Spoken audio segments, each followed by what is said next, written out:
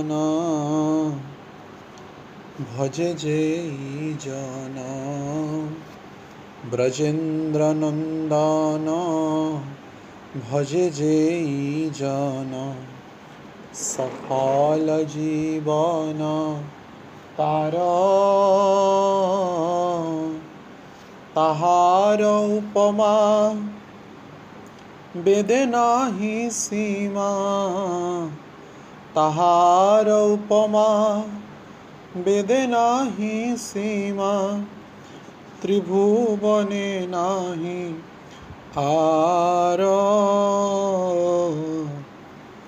एमन माधव ना भजे मानव कखन मरिया जाबे से अधमे प्रहारी बेज में से अधमे प्रहारी बेज में रौरवे कृमि देखाबे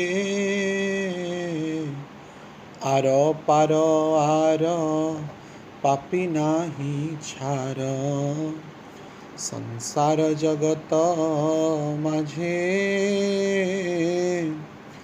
कौन काले तार गति नाही आर कौन काले तार गति नाही आर मिछाई भ्रमे छे काजे लोचन दास भक्ति आश लोचन दास भक्ति आश हरि गुण कही लेखी हेन रस सार मति नाही जार हेन रस सार मति नाही जार तार मुख नाही देखी हरि तार मुख नाही देखी ब्रजेन्द्र नंदन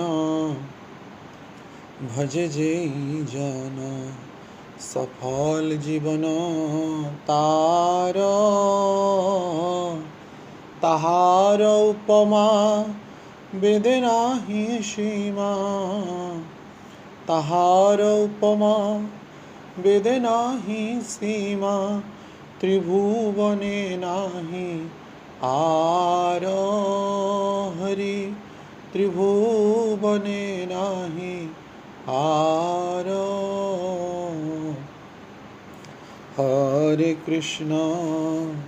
हरे कृष्ण कृष्ण कृष्ण हरे हरे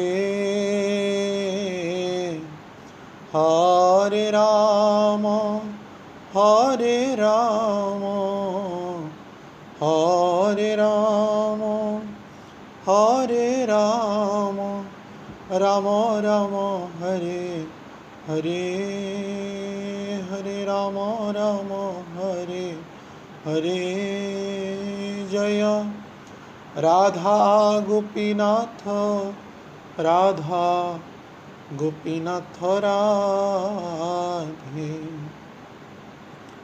शिल मधु पंडितर प्राण धन हे जय राधा गोपीनाथ राधा गोपीनाथ राधे जय गौरनिताय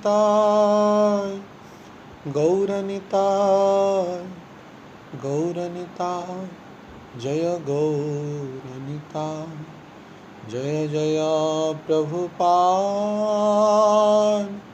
प्रभुपाद प्रभुपाद प्रभुपाद जय जय गुरुदेव गुरुदेव गुरुदेव गुरुदेव निताय गौर हरि बोल हरि बोल, हरि बोल, हरि बोल।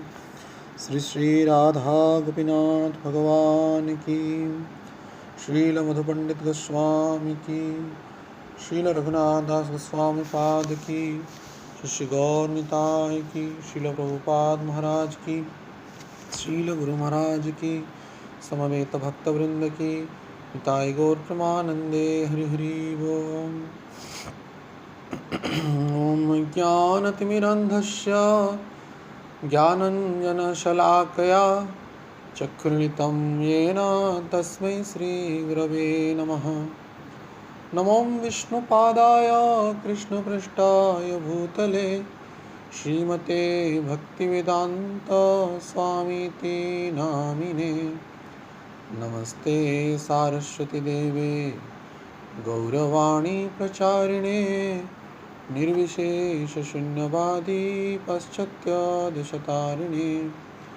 जय श्री कृष्ण चैतन्य प्रभु नित्यानंद श्री अद्वैत गदाधर शिवासादि गौरभक्त वृंद। हरे कृष्णा कृष्णा कृष्णा हरे हरे, हरे राम राम राम हरे हरे। मूकं करोति वाचालं पंगुं लंघयते गिरि यत्कृपातमहं वन्दे श्रीगुरो दिनतारिणे परमानन्दमाधवम्। ॐ नमो भगवते चैतन्यचन्द्राय, ॐ नमो भगवते चैतन्यचन्द्राय, ॐ नमो भगवते चैतन्यचन्द्राय। हरे कृष्ण। समस्त भक्तों के चरण कमलों में मैं मथुराधीश वृंदावन धाम से सादर दंडवत प्रणाम निवेदन कर रहा हूँ।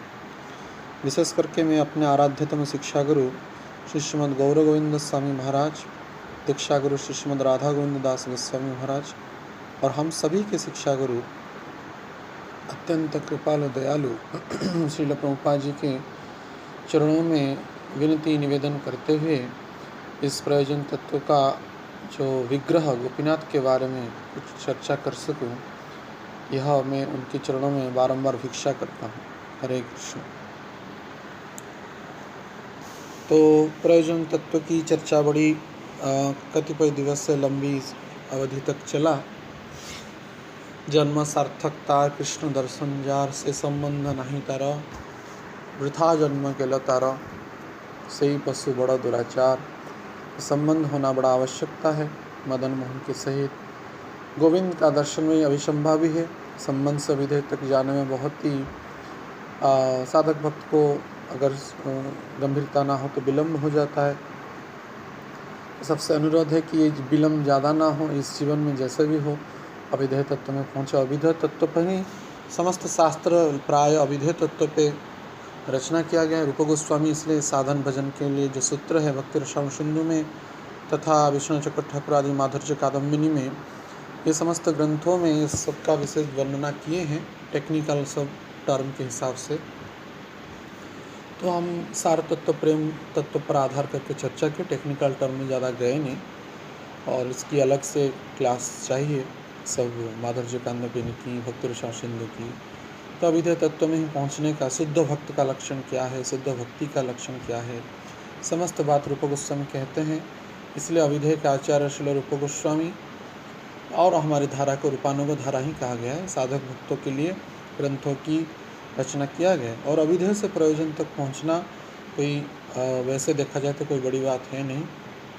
स्वतः ही भगवान खींच लेते हैं अपनी सेवा में, अपनी नित्य संबंध में, और भगवान गोपीनाथ खींच लेते हैं। गोपीनाथ ऐसे ही विग्रह है, ऐसे ही स्वरूप है, गोपियों के नाथ हैं। आराध्य तस् ब्रजेश तनया तद्धाम वृंदावन रम्या काचिद ब्रजवधूवर्गेण कल्पिता।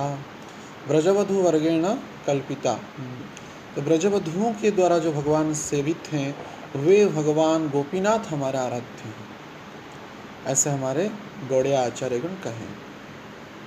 इसके प्रकृष्ट उदाहरण अर्थात प्रयोजन तत्व के आचार्य श्री रघुनाथ दास गोस्वामी ऐसे राधा रानी की गोपियों के प्रति समर्पिता थी।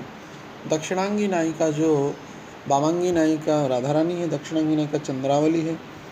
तो जो कोई एक व्यक्ति पलास पत्र से, बड़ा पलास पत्र से छाछ पिलाया तो पूछे, जो उनके ब्रजवासी एक सेवक थे जो श्रद्धा से कुछ छाछ देते थे, तो पूछे कि ये कहाँ से आया इतना बड़ा पत्ता पलास का।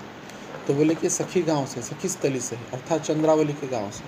तो तुरंत रघुनाथ दास गोस्वामी उस छाछ को तथा उस पत्ता को फेंक दिए। कहे कि जहाँ से सखी गांव से जो आया है, हम राधा रानी के अनुगत्या हैं, हम राधा रानी की सेविता हैं, सेवक हैं, तो हम सखी गांव का पत्ता भी, उससे भी प्रसाद नहीं पाएंगे। तो ऐसे आचार्य हमारे निष्ठा किए हैं, अनन्यता की है। अनन्यता का अर्थ है कि अश्रद्धा नहीं करना, ये उच्च कोटि का भाव है। हम साधक भक्तों का ऐसा प्रवृत्ति आचरण नहीं करना चाहिए। जो शुद्ध भक्त हैं इस प्रकार का कर सकते हैं। ऐसा नहीं कि हम जैसे इस अनन्यता का आड़ में लोग अन्य देवताओं को, ब्रह्मा शिव आदि को भी निंदा कर लेते हैं कि हम कृष्ण भक्त हैं, क्यों राम जी को प्रणाम करेंगे, क्यों देवताओं को प्रणाम। ये करना गलत है, नाम अपराध है। शिव ब्रह्मा आदि को भगवान के नाम के समान या स्वतंत्र विचार करना भी नाम अपराध है। तो इसलिए सावधानी बरतना चाहिए साधक भक्त को। अपनी स्थिति क्या है, हम वास्तविक भक्ति स्वरूप दामोदर महाराज जो श्रील प्रभुपाद जी का अन्यतम शिष्य हैं, वो कहते थे कभी कभार, आप कभी कभार महाप्रभु के सामने खड़ा होकर के कहते हैं, हे प्रेम पुरुषोत्तम चैतन्य महाप्रभु, ऐसा ही कहते हैं ना हम, कि भगवान राम जी के सामने खड़ा होते हैं तो कहते हैं मर्यादा पुरुषोत्तम, भगवान कृष्ण लीला पुरुषोत्तम हैं। और भगवान चैतन्य महाप्रभु के सामने जो हम खड़ा होते हैं, निताई गुरुसुंदर के सामने खड़ा होते हैं, तो कहते हैं हे प्रेम पुरुषोत्तम। तो हमको विचार करना चाहिए, वे प्रेम पुरुषोत्तम है, ना कि काम पुरुषोत्तम है। और हम कामनाओं से जर्जरित हैं, ग्रसित हैं, और प्रेम पुरुषोत्तम के आगे खड़े हैं, तो कैसे उनसे प्रेम की अपेक्षा कर सकते हैं। इसलिए कौबे हौबे से सुदीन आमार, ऐसा कहते हुए साधक भक्तों को नित्य क्रंदन करना चाहिए गुरु के चरणों में, कृष्ण के चरणों में, अपने इष्ट के चरणों में। आर कौबे निताई चांदे करुणा होइबे,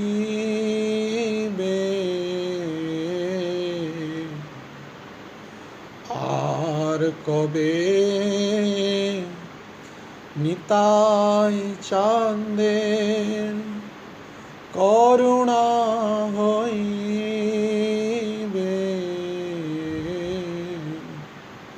संसार सना मोर कबे तुच्छ हमें, संसार सना मोर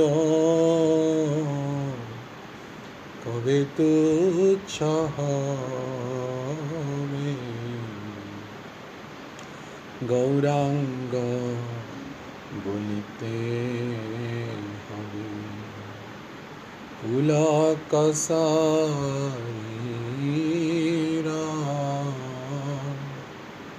हरि हरि बोलिते न अनुभवे नीरा, गौरांग बोलिते हरि पुलक शरीरा। तो ये वास्तविक हमारा लक्ष्य है। क्या हम इसलिए चैतन्य महाप्रभु नित्यानंद प्रभु प्रेम पुरुषोत्तम है, ना कि काम पुरुषोत्तम है। तो हमारे हृदय में काम का एक कणगंध भी है, तो इसका अर्थ प्रेम पुरुषोत्तम के अनुकंपा के, उनकी आलिंगन के, उनकी अद्भुत दर्शन के हम योग्य है नहीं। तो हमारे हृदय से कामना पूर्ण रूप से मुक्त होना चाहिए। वास्तविक यह उन गुरु के कृपा से, साधु के कृपा से, शुद्ध भक्तों की कृपा से ही होगा। नित्यानंद कृपा कैसे होगा। आर कबे निताई चंदेर करुणा होगी। नित्यानंद प्रभु की कब करुणा होगी, अर्थात गुरु तत्व नित्यानंद की कब करुणा होगी।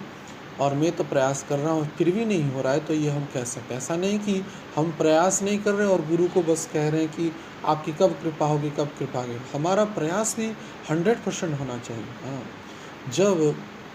जब कोई लकड़ी यज्ञ के कुंड में समर्पित होता है, तब घी के सहायता से, अग्नि के सहायता प्रचंड रूप से अग्नि दग्धीभूत होता है। ऐसा नहीं कि लकड़ी कहेगा कि मैं तो यज्ञ कुंड में समर्पित नहीं होऊंगा, आग वैसे ही जल जाए, यह कब संभवपर नहीं हो सकता। तो आग जलेगा, घी की सहायता साधु करेंगे, घी के माध्यम से और भी सुगंधित उसकी ऊर्जा और उसकी जो आध्यात्मिकता, जो सुगंध है वो प्राप्त होगा, वो प्रकट होगा। लेकिन काष्ठ को अपने आसक्त से मुक्त होना पड़ेगा, अर्थात पहले तो तपस्या के द्वारा सूखना होगा। एक काष्ठ के बारे में विचार करिए। काष्ठ जो होता है वन में होता है, और वन में एक बड़ा द्रुम में अर्थात बड़े वृक्ष में होता है। तो पहले तो हरा भरा रहता है, वो भोग करता है, फलों के द्वारा, फूलों के द्वारा परिपुष्ट होता है, छाया करता है, विविध प्रकार का आस्वादन करता है रसों को, माटी की। लेकिन कोई ऐसे एक माध्यम से जो साधु कहा कि शिष्य को जाओ यज्ञ के लिए समिधा लाओ, तो धीरे धीरे वो तपस्या करते हुए अर्थात त्रिताप से दग्धीभूत हो जाता है, और होते होते वो वृक्ष का कुछ अंश शुष्क हो जाता है और सूख जाता है, वो कच्चापन नहीं रहता है, शुष्क हो जाता है, मानो यह तपस्या है। उसके बाद उसको अपने सूख जाने के बाद शरीर में कुछ रस तत्व है नहीं, अर्थात उस भूमि के रस को, जल के रस को आस्वादन करने के लिए, लेकिन फिर भी चिपकता रहता है, अर्थात सूखी अंश जो है कच्चे अंश से सट करके रहता है। लेकिन जो विज्ञ व्यक्ति है उस सूखी अंश को काट देता है, अर्थात उसको आसक्ति से छिन्न करता है। गुरु का जो वचन होता है, शुद्ध भक्तों का जो वचन होता है, ऐसे सांसारिक आसक्त से, जो कि हरी हरी है, फल से युक्त है, फूल से युक्त है, छाया से युक्त है, विविध रसों से युक्त है, उसको काट देते हैं। उनकी वीर्यवती कथा अशी के समान, खड्गधार के समान होता है, उसको काट देता है। और काट करके और भी छोटे छोटे टुकड़े में अपना समस्त अभिमान को, ना कि बड़ा लकड़ी, इतना बड़ा लकड़ी होकर के यज्ञ कुंड में समर्पित नहीं होता है, उसको छोटे छोटे भाग में विभक्त किया जाता है। तब जा कर के कोई सौभाग्यवान वैसे काष्ठ प्रामाणिक वैष्णव के द्वारा, गुरु के द्वारा, ब्राह्मणों के द्वारा वो भगवान यज्ञ पुरुष के लिए समर्पित होता है।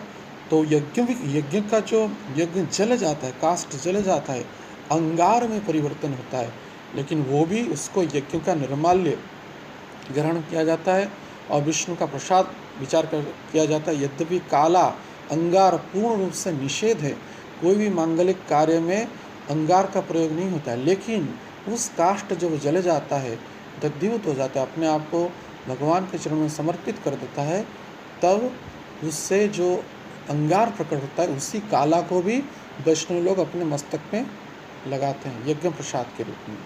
तो जीव को भी ऐसे ही समर्पित होना चाहिए, और वो जब अपने आप को दग्धीभूत करेगा, अर्थात सांसारिक वासनाओं को, कामनाओं को, तब जाकर के गुरु की कृपा से आर कबे निताई चंदर करुणा हुई, अर्थात हमारा पूर्ण प्रयास रहा, तो नित्यानंद प्रभु की, गुरु तत्व की, गुरु के माध्यम से कृपा होगा, और संसार और वासना मोरो कबे तुच्छ हो, संसार की वासना कब तब जाके तुच्छ होगा। जब सांसारिक मोह ममता चला जाएगा, तब दिव्य आनंद की अनुभूति होगी, और दिव्य आनंद के प्राप्त होने के बाद जो वियोग होगा, अर्थात एक झलक भगवत विग्रह को, नाम रूप गुण लीला चरित्र को, या उन अरुणारे भगवान के शुद्ध भक्तों का संस्पर्श को, उनकी आलिंगन को प्राप्त करने के बाद, उनके दिव्य वचनों को प्राप्त करने के बाद जो विरहता का अनुभूति होगा, जो वास्तविक, अगर हम गुरु को प्रेम करेंगे, शुद्ध भक्तों को प्रेम करेंगे, तब कृष्ण को प्रेम करने का सूझबूझ बुद्धि ज्ञान आएगा।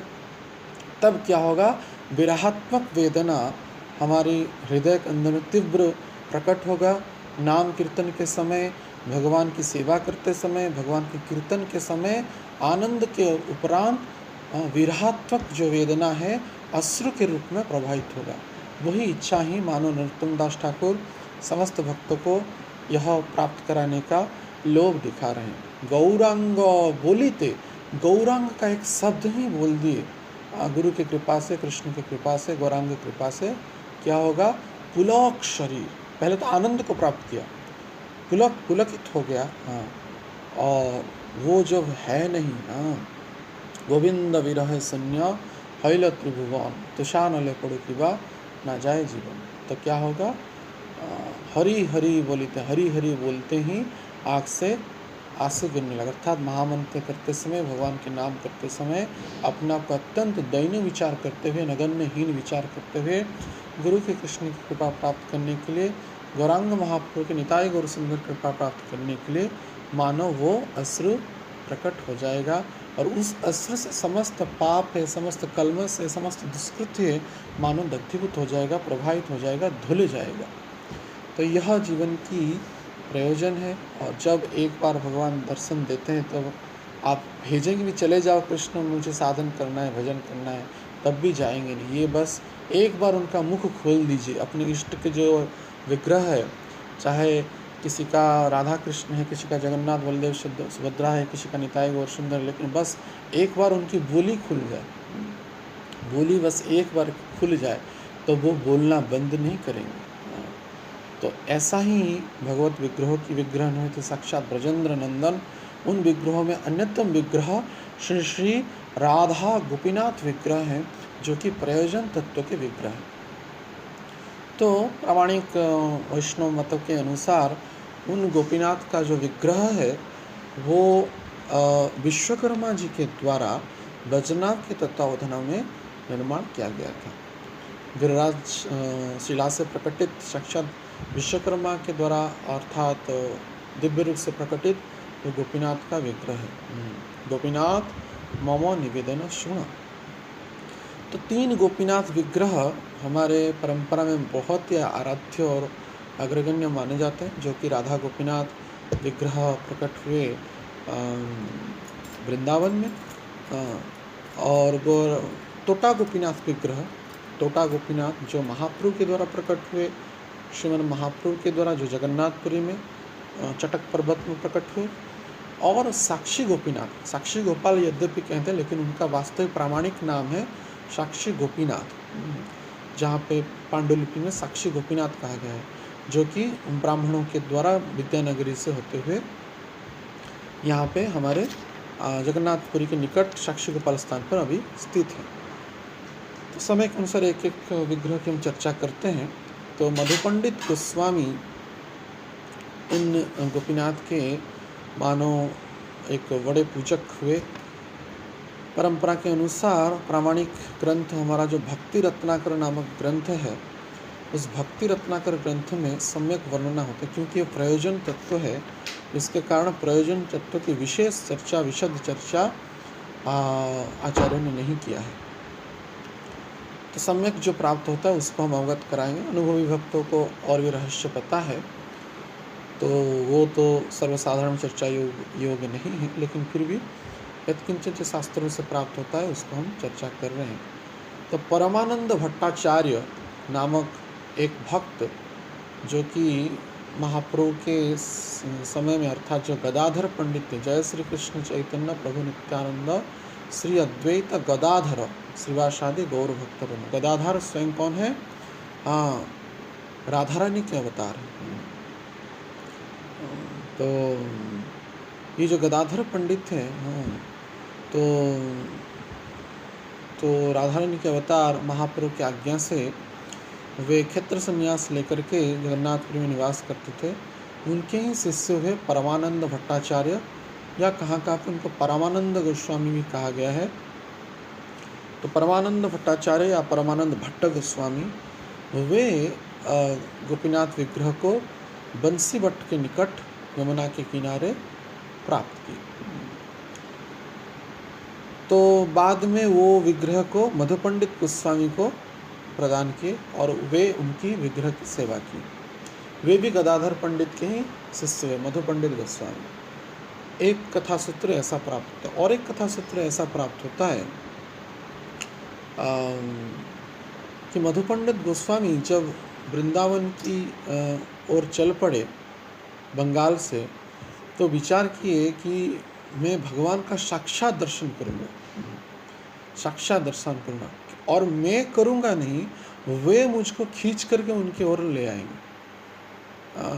श्रीमन रास रसारंभी बंसी वट तट स्थित, बंसी के वट में जो स्थित है गोविंद विग्रह आविष्कृत हो गए, मदन मोहन विग्रह आविष्कृत हो गए, लेकिन प्रयोजन के विग्रह जो कि अत्यंत रहस्यमय विग्रह श्री गोपीनाथ है, जो ऐश्वर्य को खातिर नहीं करते, वो माधुर्य के प्रतिमूर्ति है।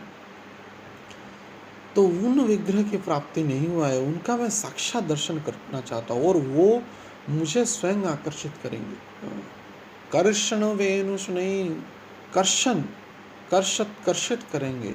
तो ऐसा विचार करते हुए चल के एक ही लय में कि गोपीनाथ का दर्शन होगा, ऐसे विचार करके आए। उस समय सनातन गोस्वामी की तरह मदन मोहन विग्रह श्रील रूप गोस्वामी पाद के द्वारा श्री गोविंद विग्रह का आविष्कार हो गया था। तो आदित्य टीला पे मदन मोहन विराजमान थे और गोमा टीला पे गोविंद जी विराजमान थे।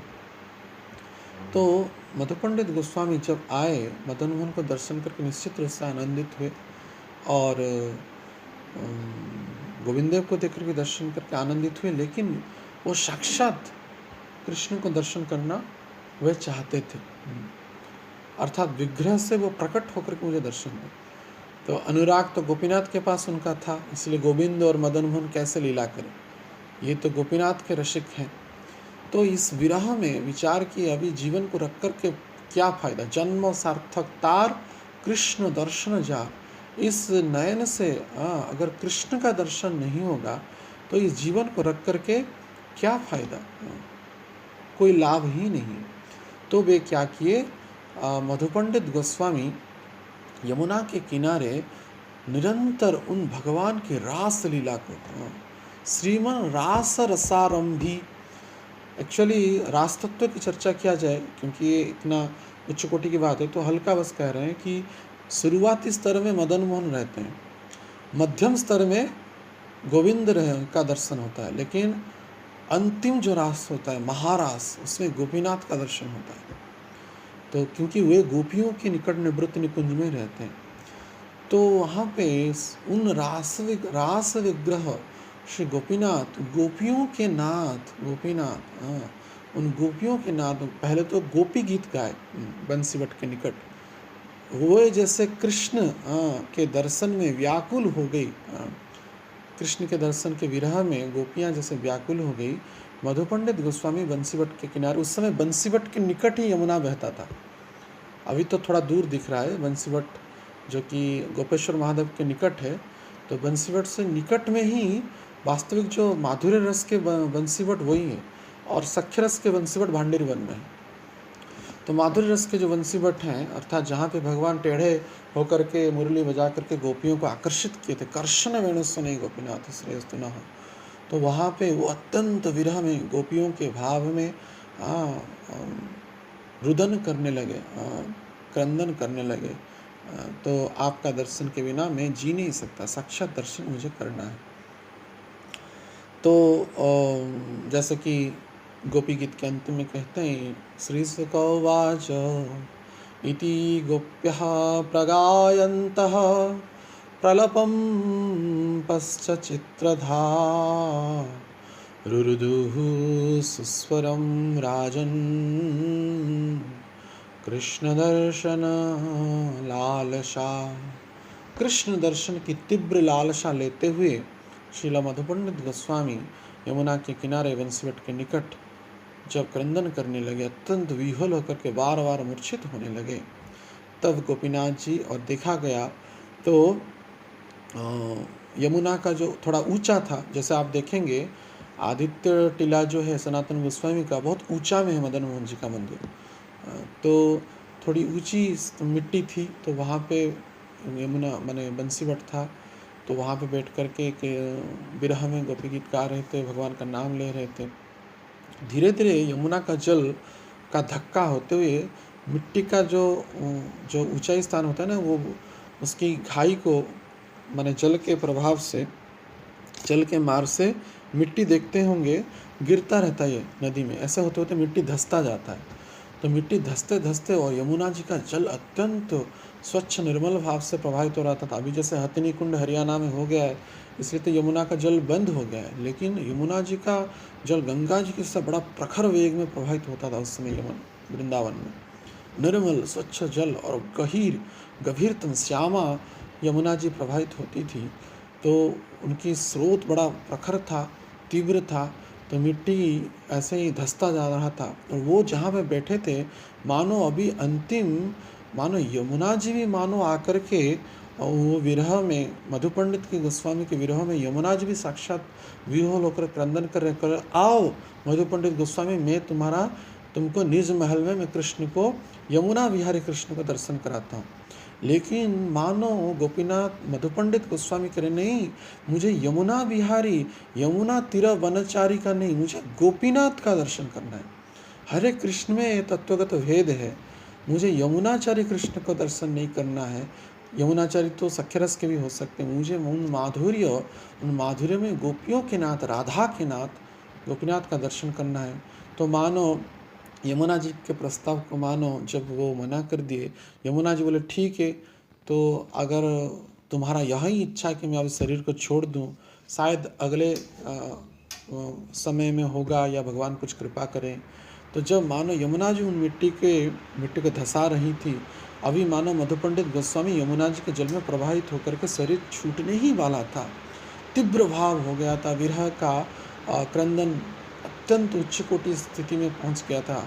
कृष्ण दर्शन लालसा, अत्यंत तीव्र लालसा, मानो अभी हृदय को निकट में विचार करे तो अगर यमुना जी मुझे प्रभावित नहीं करेंगे, मिट्टी तो धंस ही रहा है, मानो अभी मैं गिर जाऊंगा। तो हाथ में पत्थर पकड़ लिए, यमुना जी के निकट शिला को पकड़ लिए, बोले कि नहीं तो मैं अपनी छाती को कुरोत करके वध कर दूंगा। करुणा नहिले प्राणों ना रखी बार, करुणा नहिले, अगर करुणा नहीं होगा गोपीनाथ का तो मैं अपना प्राण को रखूंगा नहीं, विसर्जन कर दूंगा। तब गोपीनाथ सहन नहीं कर पाए। तब क्या हुआ, ताशामाविर्भूत सौरी स्वयमान्मुखाम्बुजः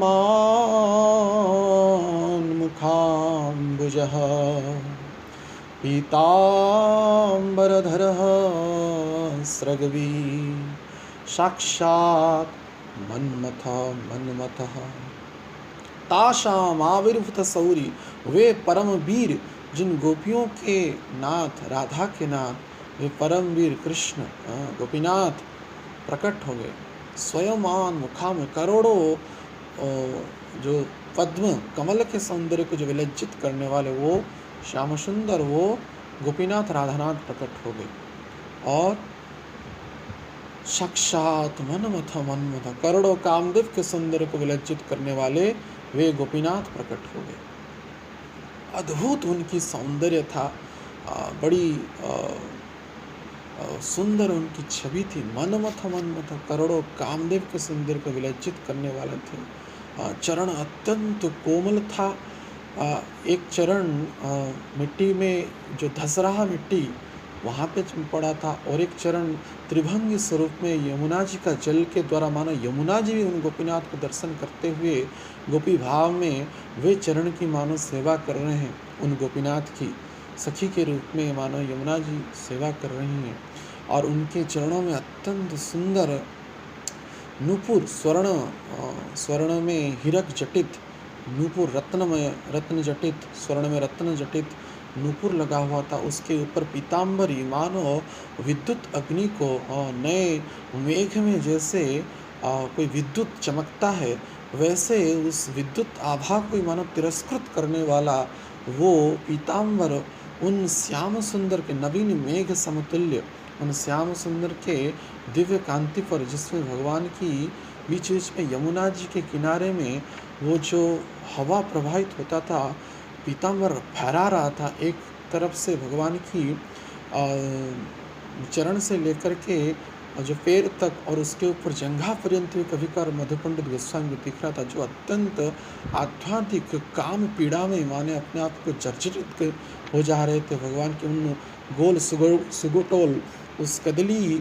के वृक्ष के समतुल्य अत्यंत चिकना, अत्यंत गोल वो श्याम सुंदर के जंघा प्रदेश, तदुपरांत उनकी करधनी में माने कटी प्रदेश में जो सुंदर जो कर किंकण लगा है, कर जो कटी किंकण अर्थात जिसमें कई सारे घुंघरू लगे हुए हैं और हवा के प्रभाव के कारण टिंग टिंग टिंग टिंग टिंग टिंग कर रहा है, मानो कर्ण को वो दोलायमान कर रहा है, हृदय के हर एक प्रेम को मानो उद्भासित कर रहा है, परिप्रकाश कर रहा है। तदुपरांत भगवान की जो नाभि ऐसे ऐसे चरण से लेकर के जब देखने लगे मधु पंडित गोस्वामी, उनकी नाभि अत्यंत गहरा था। करोड़ों और मानो कितने भी सौंदर्य पुरुष हो नारी हो, सबके सौंदर्य को मानो वहाँ पे जैसे कोई बड़ा गर्त हो जिसमें संसार का हर एक चीज़ मानो भस्मीभूत हो जाए, समस्त कामना विनाश हो जाए। उन भगवान का कटी अत्यंत क्षीण था और उस क्षीण कटी के मध्यभाग में जो नाभि अत्यंत सुंदर और कोमल और अत्यंत उद्भासित दिख रहा था, मानो उन मधु पंडित गोस्वामी का जो मन है, चित्त है, मन बुद्धि अहंकार है, आत्मा भी उस नाभि कमल के अंदर समाहित हो रही थी। इसके उपरांत भगवान का विशाल वक्ष देश अत्यंत करोड़ों सिंह के ऐश्वर्य को, वीरत्व को मानो धिक्कार रहा है, तिरस्कृत कर रहा है। उस वक्ष प्रदेश में स्वर्ण रोमावली और अत्यंत उच्चता को और अत्यंत विस्तृत वक्ष देश और बाहु प्रदेश आदि आदि विविध भगवान के आभूषण हैं और बनमाला पहने हुए हैं। भगवान गल प्रदेश में मोतियों की हार पहने हुए हैं। अत्यंत सुंदर भगवान का ओष्ठ है जिसमें कि डालिंब के जो अनार के जो होते हैं, अनार के जो बीज होते हैं, वैसा भगवान का सुंदर सुंदर जो दंत पंक्तियां हैं। ओष्ठ अत्यंत कोमल और गुलाबी रंग के वो ओष्ठ मानो करोड़ों युवतियों की कामनाओं को, वो उद्वेगना को उत्पन्न करने वाले उन भगवान के दिव्य ओष्ठ है। भगवान के गला प्रदेश है भगवान की, और उसमें भी भगवान तांबुल लिए हुए गोपियों माना राधा जी तांबुल दिए हैं, चबा रहे हैं, और उसमें भी अधरिमा उस लालिमा प्रकट हो रहा है। और दिव्य सुगंधों से कस्तूरी तिलकम ललाट कपटड़ा आदि से भगवान का वो दिव्य सौंदर्य को देखते हुए बारंबार भगवान के चरणों में उन गोपीनाथ को दिव्यता से प्रेम से आलिंगन करने की मनो मधु पंडित गोस्वामी को इच्छा हुई। भगवान स्वतः ही दिव्यता से कर्षण वेणु सुने और भगवान प्रकट होकर के मंद मुस्कान करते हुए उन मुरली के स्वन बजाते हुए मधु पंडित गोस्वामी को मानो आकर्षित किए और वो भगवान उनको प्रेम से आलिंगन किए। मानो जीवन का सब कुछ सर्वस्व प्राप्त हो गया, अब क्या चाहिए। बाह गही अब काह न पावा, मिटे दुख सब दारिद दावा। करोड़ों कामदेव के सौंदर्य को विलंचित करना, ये काम में क्या रखा है। ये तुच्छ काम में, इस भौतिक काम में, साधारण बलवीर्य को नष्ट करने वाला इस काम में, कम समय की सी दुर्वासना को जागृत करने वाला में काम में क्या है। आध्यात्मिक जो काम है, प्रेम का जो परिचय है, उन गोपीनाथ के दिव्य स्पर्श से मानो वो आभा को, वो अनुभव को, वो दिव्यता को ऐसे अनुभव भक्त ही कह सकते हैं या वर्णना कर सकते हैं, और उसको अनुभव उनको ही, जैसे कि मधु पंडित गोस्वामी को हुआ। क्रंदन करने लगे भगवान की उस दिव्यता को दर्शन करने का। साक्षात स्वरूप में गोपीनाथ जी को दर्शन कर रहे हैं, उनकी अद्भुत छटाओं को दर्शन करके उनका मानो रोम रोम पुलकित हो रहा है और क्रंदन कर रहे हैं, बार बार उनको आलिंगन कर रहे हैं, चुंबन कर रहे हैं, बारंबार आलिंगन कर रहे हैं कि हाँ हे गोपीनाथ, आपकी कितनी अद्भुत कृपा है। तो गोपीनाथ जी भी हास परिहास किए, समय के अनुसार जो भी लीला करना है वे किए उनके स्वरूप के अनुसार। तदनुसार बोले कि मुझे कुछ भी नहीं चाहिए, बस यही आपके साक्षात दर्शन। मैंने सुना था कि वृंदावन में तो कृष्ण साक्षात दर्शन देते हैं, तो इसी लोभ में, इसी उत्कंठा से मैं समस्त विचारों में परिपूर्ण होते हुए आपके नाम कीर्तन करते, उस दिव्य स्वरूप का चिंतन करते हुए मैं आया और आप बड़े कृपालु हैं। मैं तो अपने आप को, अपने जीवन को हारने ही वाला था, पत्थर के द्वारा अपने आप को हत्या करने वाला था, लेकिन या यमुना जी में प्रवाहित हो जाने वाला था, लेकिन आप तो भक्तवत्सल है, कृपावत्सल है, आप मुझे दर्शन दे करके अत्यंत महिमा मंडित किए और कुछ नहीं चाहिए। लेकिन गोपीनाथ बोले नहीं, हमारा दर्शन व्यर्थ नहीं जाएगा, आपको कुछ मांगना होगा। बोले अच्छा, ये तो बंसी वट के निकट आप टेढ़े होकर के खड़े हुए त्रिभंगी स्वरूप में, और तो आप ऐसा करिए, कलियुगी ये जो बद्ध जीव है आपका दर्शन करने में तो यद्यपि असमर्थ है, लेकिन मैं ये आपके वरदान मांगता हूँ कि आप उनको मुझे जैसे छवि में दर्शन दिए वैसे ही उनको दर्शन दीजिए। तो गोपीनाथ हंसने लगे, कहे कि नहीं, ये आवश्यकता से ज़्यादा तुम मांग रहे हो क्योंकि हमारा दर्शन दुर्लभ है, शाश्वत है, चिन्मय है। जहाँ कृष्ण तहाँ नाई मायार अधिकार, कृष्ण सूर्य सम माया है अंधकार। मैं ये वरदान देता हूँ, जो गुरु के कृपा में रहते हुए, तुम जैसे भक्तों की कृपा में अनुगत्य में रहते, जो भी भक्त यत्किंचित कामनाओं को कम से कम जागृत अवस्था में छोड़ देगा, तो निश्चित रूप से मैं उस जीव को मैं इस स्वरूप में दर्शन दूँगा। ये मेरी आशीर्वाद है। जागृत अवस्था में भी कम से कम कामना को छोड़ देगा और निश्चित रूप से तुम जैसे भक्तों के कृपा से, अनुकंपा से मैं उन भक्तों को दर्शन दूंगा, और कम से कम तुम्हारी इच्छा का सम्मान करते हुए मैं बड़ी दिव्य छवि के रूप में वक्षदेश मैंने वक्षदेश के प्रति मधु पंडित गोस्वामी आकर्षित हुए, क्योंकि स्वाभाविक उनकी रमणीय चेतना मंजरित्व भाव, सखित्व भाव में प्रिया के वक्षदेश को वो निहारते रहे, और तो वहाँ पे उनका मस्तक लगा करके विश्राम को प्राप्त किया। भगवान गोपीनाथ के वक्षदेश में अपने निज स्वरूप में विश्राम करते हुए मानो तकिया के जैसा विश्राम किए, तो उन वक्षदेश को निहारते रहे। तो उन दिव्य वक्षदेश को धारण करते हुए गोपीनाथ जी विग्रह, जो कि पूर्व काल में बैजनाथ के द्वारा अर्थात विश्वकर्मा के द्वारा निर्मित हुए थे, बैजनाथ के अनुगत्य में भगवान कृष्ण के स्वधाम के प्रत्यागमन के बाद वे गोपीनाथ वहाँ पर प्रकट हो गए। तो बड़ी ही माधुर्यपूर्ण भाव से गोपीनाथ जी को सेवा श्रील मधु पंडित गोस्वामी बंसीवट के निकट कुटिया थी, बस बंसीवट के निकट कुटिया बना करके वहाँ पर सेवा करने लगे। कालांतर में राजा महाराजों ने वहाँ पे लाल पत्थर का जो मंदिर है उसका निर्माण किया गया, और तदनुसार गोपीनाथ वहाँ पे बड़ी ही माधुर्यपूर्ण भाव से, माने रास के विग्रह है, इसलिए वहाँ पे स्वर्ण, हीरा, मोती आदि के द्वारा नहीं, लता पताओं से, वनों के कुंजों के फूलों से, विविध प्रकार के माधुर्यपूर्ण जो रास विग्रह को गोपीनाथ जी की सेवा श्री मधु पंडित गोस्वामी बड़े ही आनंद से, बड़े ही श्रद्धा से, बड़े ही प्रेम से वे करते थे। तो उन मधु पंडित गोस्वामी के सेवित यद्यपि दोनों ही मत थे, परमानंद भट्टाचार्य के द्वारा वो प्राप्त किए, बाद में मधु पंडित गोस्वामी को वो प्राप्त हुआ हो, ऐसा भी हो सकता है परमानंद भट्टाचार्य के द्वारा विग्रह प्राप्त हुआ, पुनः लुप्त हुए हो गए होंगे, मधु पंडित गोस्वामी के द्वारा वो प्राप्त हुए, तो ज़्यादा मधु पंडित गोस्वामी का ही नाम प्राप्त होता है। यद्यपि भक्ति रत्नाकर में परमानंद भट्टाचार्य के बारे में कहा गया है, तो निश्चित रूप से भगवान तो भक्तवत्सल है। जैसे कि हम देखते हैं गोपीनाथ विग्रह संसार में एक ही नहीं है, कई हैं, तो वैसे मूल गोपीनाथ जो विग्रह है तो वे ऐसे ही वहाँ पे प्रकट हुए, और कालांतर में जो मुसलमानों ने औरंगजेब के आक्रमण में बड़ी ही लहूलुहान स्थिति था, बड़ी ही भयंकर स्थिति था, तब अनेक विग्रह जैसे गोविंद विग्रह, गोपीनाथ विग्रह, मदन मोहन विग्रह आदि आदि अनेक विग्रह वहाँ से स्थानांतरित हुए और वहाँ से चले राधाकुंड से काम्यवन, और काम्यवन होते हुए भरतपुर होते हुए वे राजस्थान प्रांत जयपुर में अभी गोपीनाथ जी विग्रह सेवित है।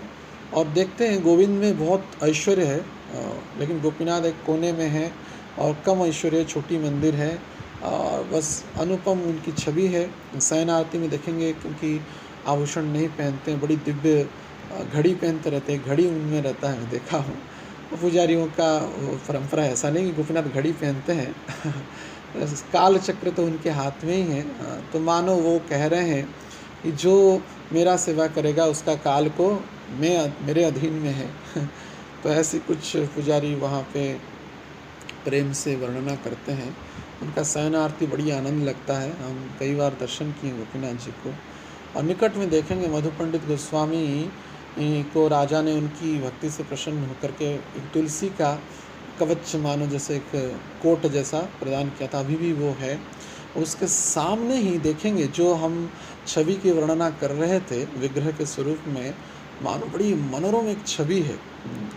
वो उसमें देखेंगे माने मधु पंडित गोस्वामी ऐसे करते हुए ढूंढ रहे हैं, बिलक रहे हैं यमुना के किनारे बंसीवट के निकट, और लता कुंज में लता पताओं में मानो गोपीनाथ जी जैसे मानो जैसे छुपा छुपी खेलते हैं ना, मानो वैसे वैसे खड़े हैं। और मानो वो खोज उनका अंतिम खोज था, गोपीनाथ जी मानो साक्षात प्रकट हो गए, और उसके बाद जो भी वर्णना किया गया वो स्थिति रहा। तो ऐसी गोपीनाथ जी का अद्भुत लीला है। तो और एक संक्षिप्त तो राधा रानी कैसे प्रकट है उस संबंध में कहता हूँ। तो वास्तविक जब महाप्रभु स्वधाम गोलोक वृंदावन उनके उदार धाम में जाने के बाद महाप्रभु ने तो गोविंद विग्रह के लिए राधा रानी की भेजे थे। बाद में जाह्नवा माता जो नित्यानंद प्रभु की सहचरी है, नित्य सहचरी है, जाह्नवा माता वो जब पहले व्रज आए, द्वितीय बार जब व्रज आए तब उन्होंने क्या किया, इससे पहले वहाँ पे एक ग्राम है उनके शिष्य, उनके द्वारा मदन मोहन के लिए और गोविंद के लिए तो राधा रानी थे, मदन मोहन के लिए और गोपीनाथ के लिए 2 राधा रानी भेजे। तो जब 2 राधा रानी भेजे तो उस समय में गाड़ी आकर के अर्थात जो रेलगाड़ी है जहाँ पे आया 2 विग्रह, तो 2 विग्रह प्राण प्रतिष्ठित नहीं हुए थे, जाह्नवा देवी के द्वारा प्रेरित हुए थे।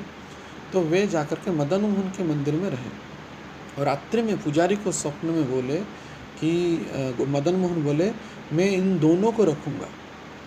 मदन मोहन जी दोनों राधा रानी को देख करके लोभ किए, लालसा उत्पन्न हो गई, तो मैं दोनों को रखूँगा। बोले कि बड़ी वाली जो राधा रानी है वो ललिता होकर के रहेंगे, ये ललिता जी हैं, और छोटी वाली जो है वो राधा रानी होकर के मैं बामांग में मेरी, इसलिए मदन मोहन के बामांग में राधा रानी है और दक्षिणांग में ललिता जी हैं।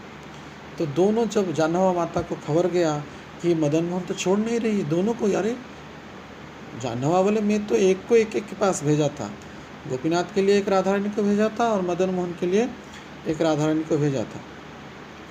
तो ठीक है, मदन मोहन जी नहीं मान रहे हैं, दोनों को रखेंगे बोल रहे हैं, तो ठीक है वो 2 रखियाँ, भगवान तो 16,108 रानी रखे थे, अनंत करोड़ उनकी गोपियाँ हैं, और ललिता जी के स्वरूप में वो स्वीकार करना चाहते हैं ललिता और राधा रानी की, तो क्या किया जा सकता है। तो उनको मदन मोहन के समीप में रखा गया, प्राण प्रतिष्ठित करके सेवा किया गया।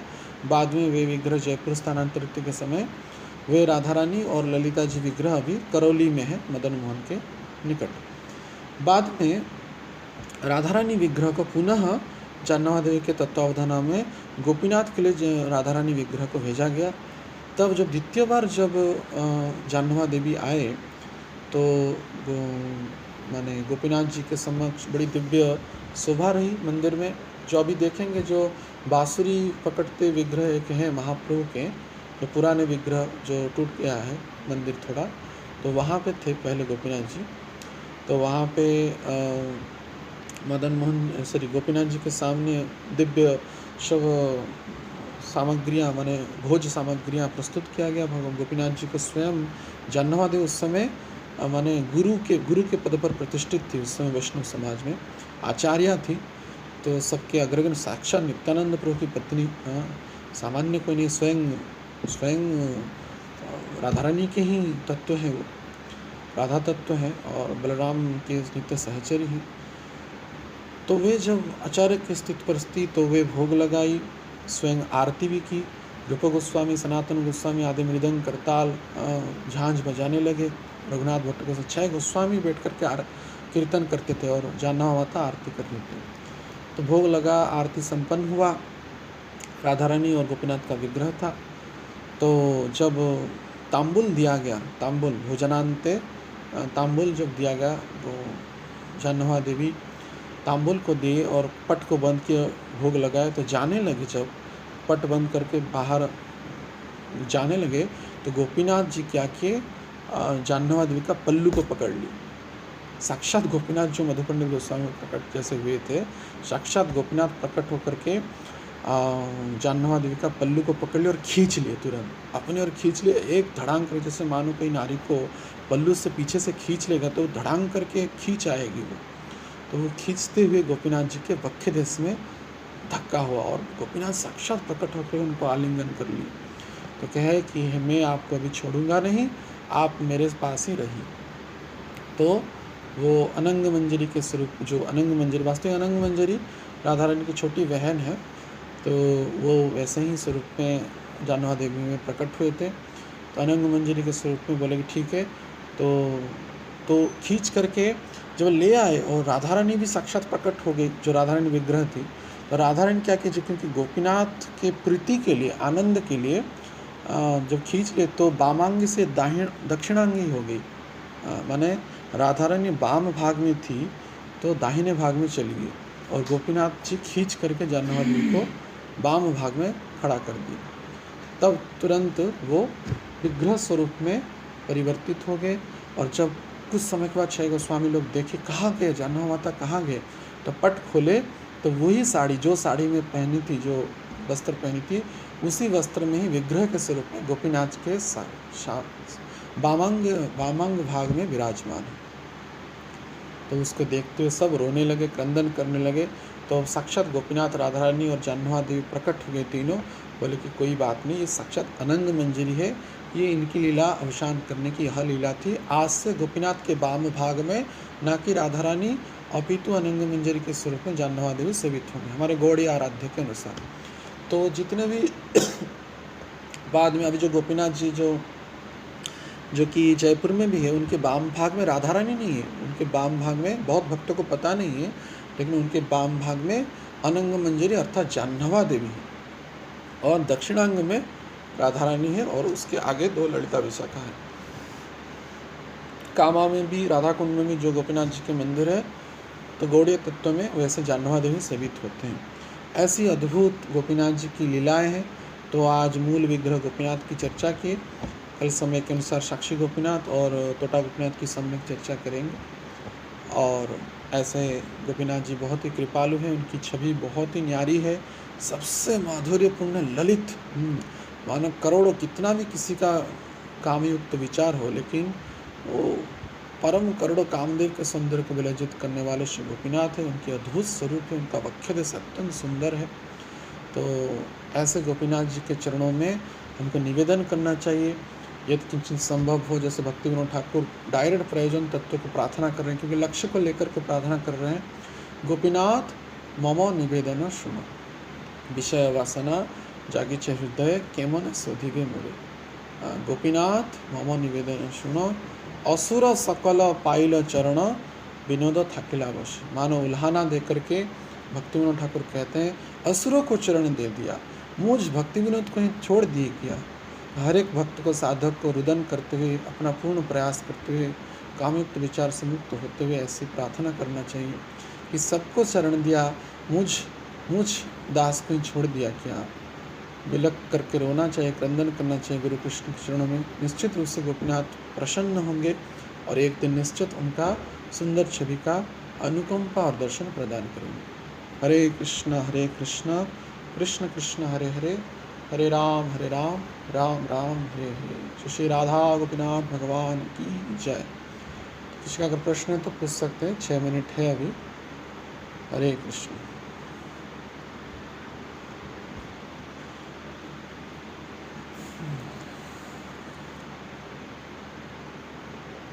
हरे कृष्णा।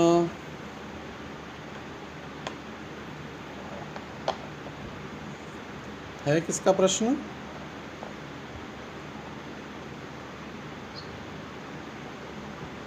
हरि बोल। नहीं तो विराम करेंगे, अगर है नहीं किसी का तो।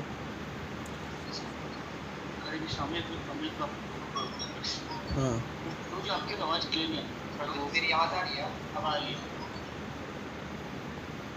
बोलिए। मैं ये बोल रहा था कि हाँ हाँ बोलिए। आवाज आ रही है प्रभु? हाँ हाँ बोलिए। आवाज। प्रभु जी मैं ये बोल रहा था, मधु पंडित जी इतना अच्छा वरदान मांगे थे कि सबको छवि दिखाने के लिए, और फालतू लोग तो बहुत ज्यादा मतलब करुणामयी होते ही हैं और भगवान तो करुणा सिंधु है। तो मैं ये बोल रहा था कि भगवान ने वरदान क्यों काट दिया उनका?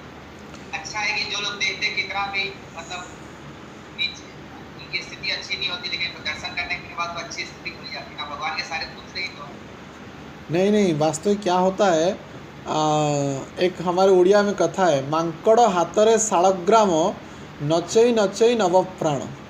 अर्थात जब बंदर के हाथ में ना सालग्राम जब आ जाएगा तो वो उसको पत्थर का गोली समझ करके पीटने लगेगा।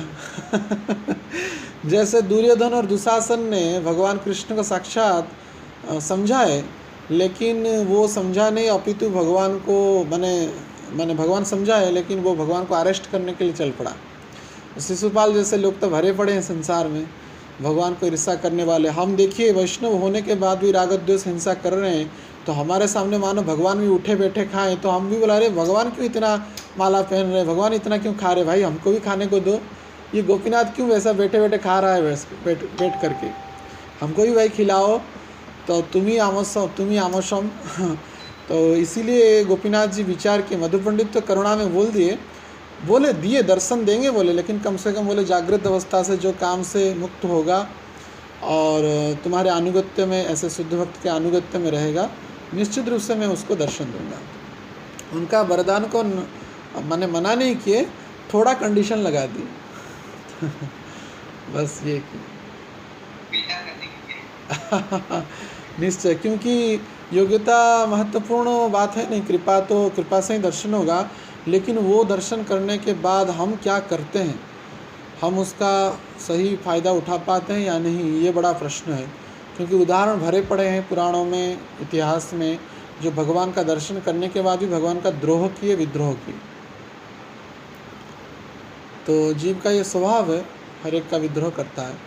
तो शायद गोपीनाथ इसीलिए एक कंडीशन लगा दिए, लेकिन अनुभवी भक्तों के अनुगत्य में जो भजन करते हैं, यथा रूप से उनकी आज्ञा को पालन करते हैं, तो निश्चित रूप से वे भी ऐसी दर्शन को कवना को प्राप्त ही करते हैं। हरे कृष्ण। हरे कृष्ण। और है किसका प्रश्न?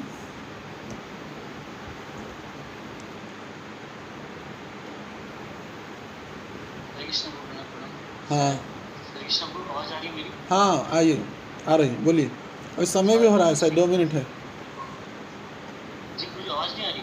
हाँ आ रही है, बोलिए। कह रहा हूँ सर, किसी का प्रश्न शायद नहीं तो ठीक है, तो विराम कर लीजिए।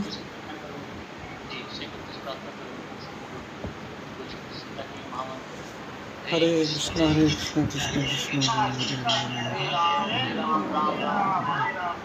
श्री श्री राधा गोपीनाथ भगवान की, श्रील प्रभुपाद महाराज की, श्रील गुरु महाराज की, समवेत भक्त वृंद की, निताई गौर प्रेमानंदे। हरे कृष्ण। हरे कृष्ण। हरे कृष्ण।